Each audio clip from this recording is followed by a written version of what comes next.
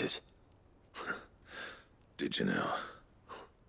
I told you not to stick your nose in my business. What'd you go and do? Clive just wants to help, innit? What's so bad about that? Talk to him. You never know, you might feel better for getting it all out in the open. Please, mate. I'm worried about you. Phil shut you up. It's nothing really. Stupid. Not the sort of thing you bother people about. Why don't you tell us all the same?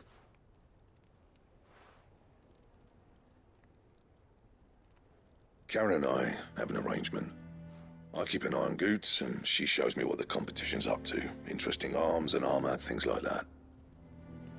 Anyway, the other day, she shows me a cuirass she's come by. Masterpiece of level work. Light, supple, and tougher than it had any right to be. Made my stuff look like every clumsy shit. I should have brought the bastard thing there and then just to study it, but I was too proud. And now every time I reach for my hammer, I'm reminded that I'm not the craftsman I thought I was. There. You happy? You got what you came for? Now piss off. All right. We're going.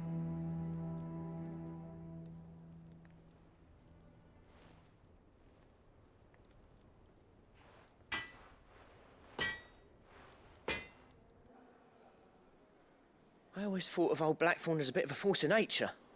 Like a storm cloud full of hail.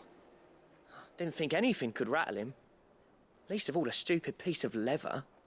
Blackthorn's always taken pride in his craft. Questioning it means questioning himself. Something tells me this is only going to get worse. If he has doubts, it will affect his work, which will only add to his problems. We need to nip this in the bud. I couldn't agree more. He said he should have bought that cuirass. Perhaps we should track it down for him. Assuming you're happy to help, that is. Too bloody right I am. Glad to hear it. First things first, then. We need to speak to Karen.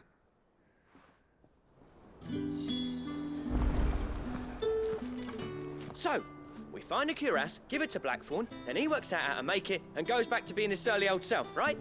Simple.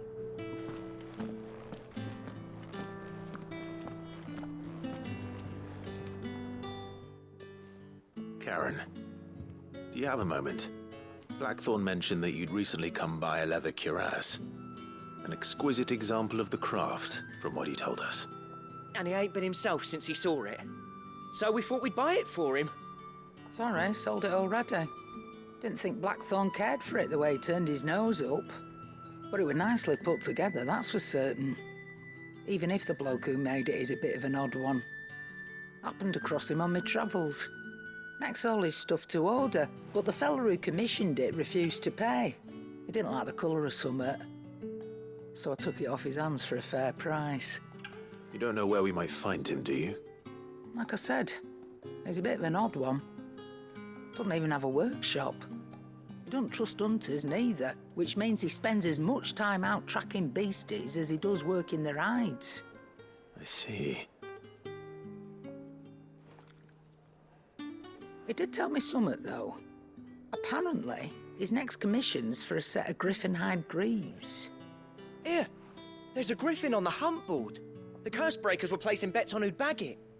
Now, where the bleeding hell was it sighted? Somewhere in Sambrec, maybe... Caer Northern, that was it.